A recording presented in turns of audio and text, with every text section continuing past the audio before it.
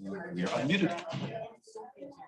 All right, we're going to go ahead and get started with the Schwannomatosis group. Hopefully you're in the right spot. So we're very lucky first to have Dr. Leia Nghiemphu join us from UCLA. Dr. Nghiemphu and I have collaborated over the years on lots of NF2 related work, and we're so lucky that she's here in Boston and willing to come give us some updated information on targeted therapies for NF2 related schwannomatosis. Thank you, Dr. Nghiemphu.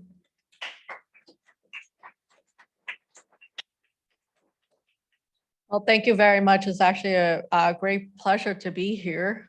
Thank you for the invite from the Boston team. So today I will focus on targeted therapy for NF2 schwannomatosis. I actually have quite a few slides, but I'll try and keep it within the time that I'm supposed to be in as much as I can. It's obviously always a complicated. Just briefly, my disclosure, because we're always supposed to have that. So really the goal for me today is just to explain to you why we even use targeted therapies for NF2 related schwannomatosis, and also hopefully to extend to other schwannomatosis also. And part of that is to discuss previous medical treatments that we've had for the NF2 related schwannomatosis, and also just to give you an overview what we're planning to do in the future as a group for targeted therapies. So I think it's important to understand that there's actually no medical or pharmacological therapy currently available or FDA approved for the schwannomatosis. We know that surgery is still the mainstay of treatment for these tumors, especially the vestibular schwannomas, but we know it can be complicated.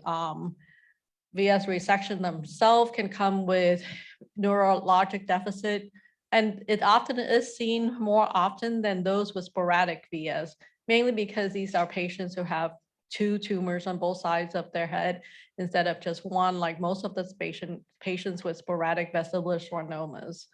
And it can also often involve a lot of other nerves. We also know that patients with NF2 related schwannomatosis have a lot of different tumors. So at a certain point, they cannot just keep undergo more and more surgeries, because with each surgery, there can be a higher risk of complication. Another treatment modality could also be radiation therapy, but also very similar. Radiation therapy is another focal treatment. You can only treat one tumor or several at a time. And we know that there is possibly an increased risk of malignant transformation from radiation therapy, because these are patients with germline mutations in NF2, as you have learned earlier today from all the genetic talks. Surgery can also be more difficult after radiation therapy, so it's not necessarily the best treatment options for patients with NF2 related schwannomatosis. And this is one reason why we want to look more into medical treatments. Again, there's no FDA approval for any medical treatment currently available for NF2 related schwannomatosis. I think it's important to understand that when we as the physicians discuss about medical treatment, we are either discussing the treatment in an experimental clinical trial setting or in an off-label use. And I think I just want to spend a couple seconds to explain off-label. That's not the same thing as being in a clinical trial. Pretty much what we do when we use off-label treatment is these are already FDA approved for therapies for other diseases or other cancers. And we just happen to adapt it to our NF2 patients in our regular clinical practice. So just like a doctor would give prescription for a medication, we're just using off-label. The difficulty with that, of course, is that they tend to not have proper insurance coverage because these are not FDA approved drugs for NF2 related tumors.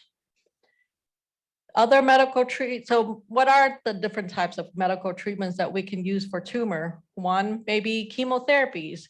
The problem with chemotherapy is that they are actually designed to treat slow growing tumors. So they don't often work actually for NF2 related tumors. The other options that is obviously the focus of my talk are molecular targeted therapies. So what are molecular targeted therapies? So these are actually designer drugs that are designed to block specific targets in a cell. Usually these are targets that allow a tumor cell to grow or control their signaling, their ability to make blood, something called angiogenesis, or their ability to pick up nutrition or metabolism in order to grow, or allow them to either metastasize or invade into other parts beyond their area. So this is kind of my simple way of thinking about molecular targeted therapies. So as you know, there are different types of treatments for cancers. Usually we know those as radiation or chemotherapy, for instance. But radiation and chemotherapy are actually designed to affect at the DNA level in order to keep cells from making new DNAs. Molecular targeted therapies, however, actually work at the protein level. So kind of like the end product of what happens after the genes are made and then they become proteins. These proteins are actually what makes things function in a cell, whether that's a normal cell or oncogenic or tumor-like cell. These proteins allow cells, again, to grow, make food, make blood vessels. So there are actually quite a few FDA-approved therapies now for molecular targeted therapies for nervous system-related tumors. And I have to say, all of these approvals happened in like the last 3 years. So it's actually something we haven't seen before for us as neuro-oncologists. We know that we have selumetinib or Mekinist, which is now approved for NF1 related plexiform neurofibromas. We also have a drug, for instance, belzutifan or Welireg, which is actually block HIF2 alpha inhibitor and is approved for a disease that's also another genetic disease that leads to tumor in the nervous system, something called the von Hippel-Lindau disease. And then a couple of other molecular targeted therapies that more for tumors that are in the brain, like the gliomas, for instance, like Tafinla and Mekinist, the NTRK inhibitors, the IDH inhibitor that hopefully will get FDA approval soon. So molecular targeted therapies can work for tumors. And as you can see, most of the tumors that I've listed here that have FDA approved therapies are actually slow growing tumors also, very similar to the NF2 related tumors. So we have possibility that other molecular targeted therapies can also work for our NF2 patients. So how may molecular targeted therapies work for NF2? And let me to move this out the way just a little bit. So this is a little bit of a schematic, and you learn now that NF2 makes a protein called NF2 or Merlin, and it's a tumor suppressor, right? So I think I'm glad everybody had that lecture earlier today. And what that means is it actually try and block a lot of these signaling pathways. I know it looks very busy, but it's really all of these pathways help cell grow, help them keep surviving, and help them proliferate or keep making more cells. So really, NF2 regulates all of those because we don't want our cells to go out of control and keep growing. So when a patient's tumor cells lack this NF2, it allows all of these pathways to go uncontrolled, unchecked, and therefore that's how tumors are made. So we know from scientific studies that there are a lot of ways to kind of duplicate the effect of what Merlin should do. And since we cannot yet learn how to replace Merlin until Dr. Plotkin and his lab get us there, for right now, we can only block what's downstream from the blockage. So all of the orange you see here are different ways we can block kind of all of these downstream pathways. And most of clinical trials for NF2 so far focus on those pathways.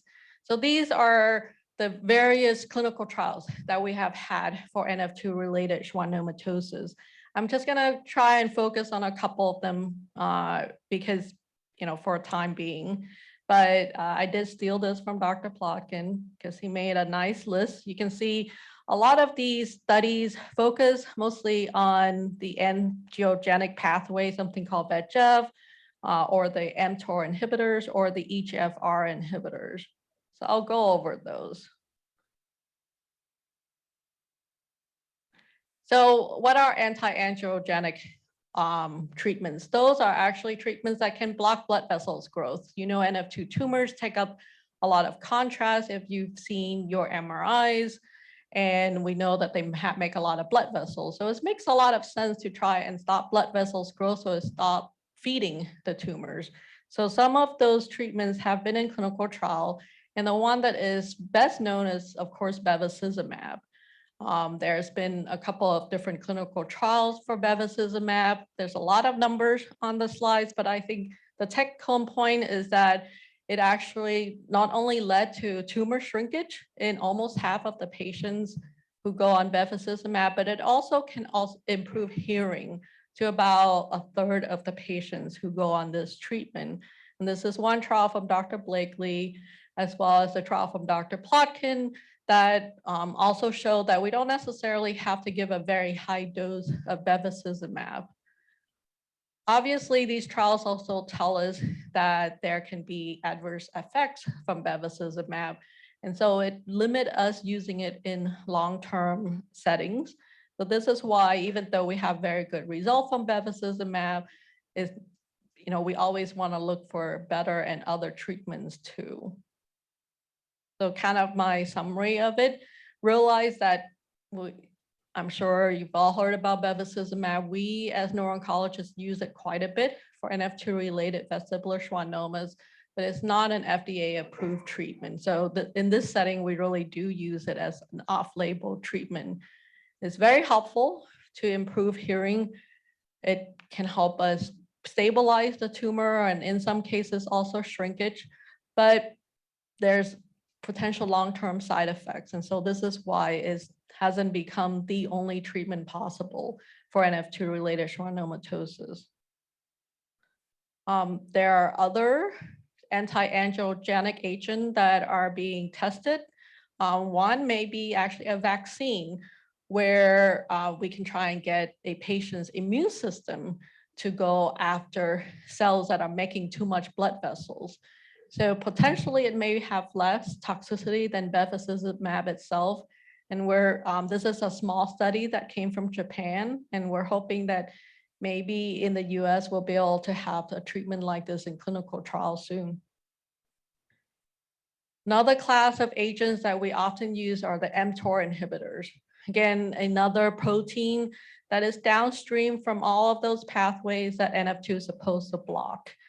And the reason why we use it so often is because there's actually a lot of mTOR inhibitors already available in the normal clinical setting for other diseases like tuberous sclerosis or for some kidney cancers.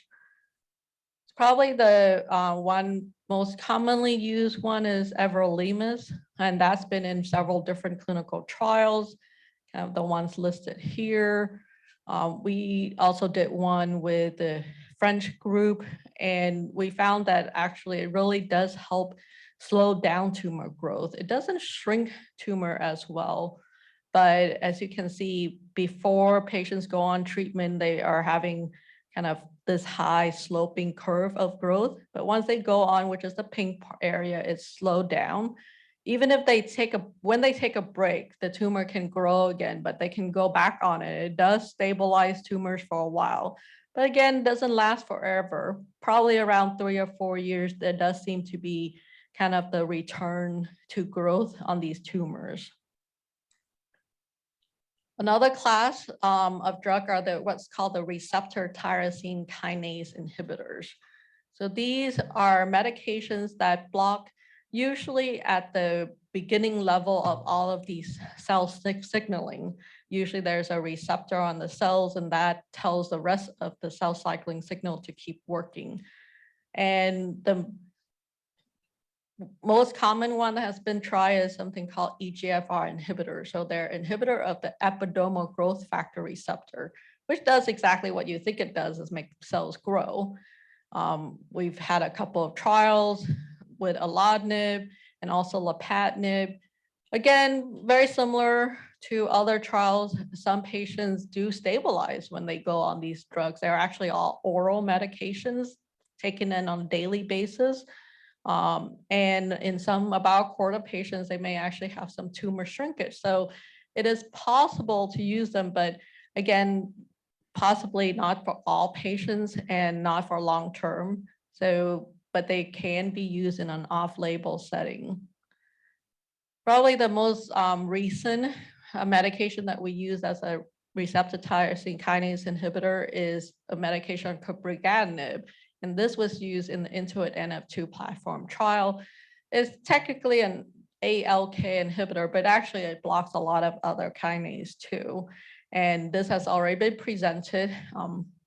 It's not published yet, so I don't have all the data on here, but I think the important take-home point is that it had led to very good response for meningiomas and also non-vestibular schwannomas, but maybe in some vestibular schwannomas. And it was very well tolerated in the patient that we tested this on.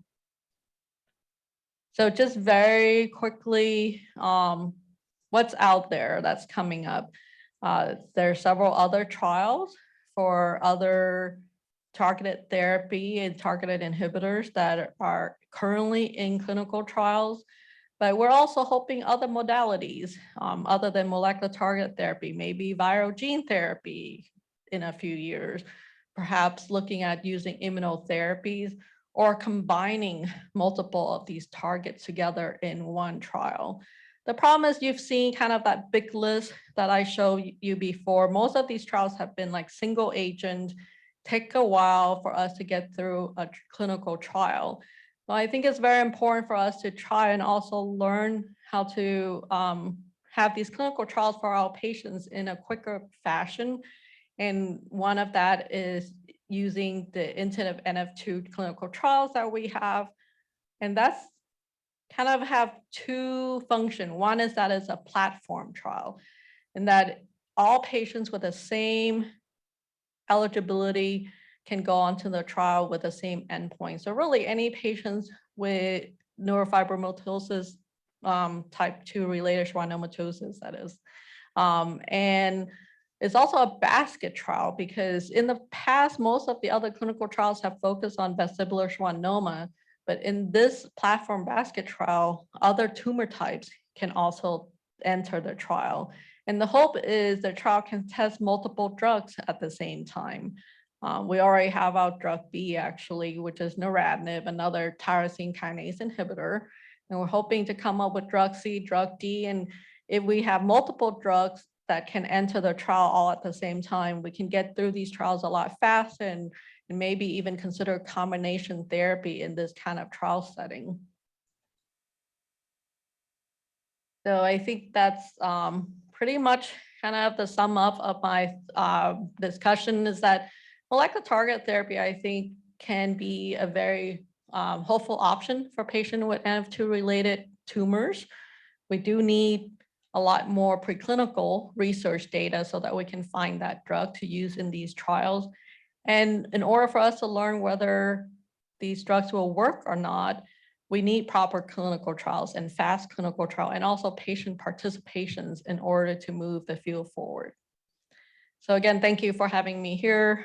Just want to thank my UCLA group about NF Clinic, as well as all the people that have helped us in our research over the years. Thank you.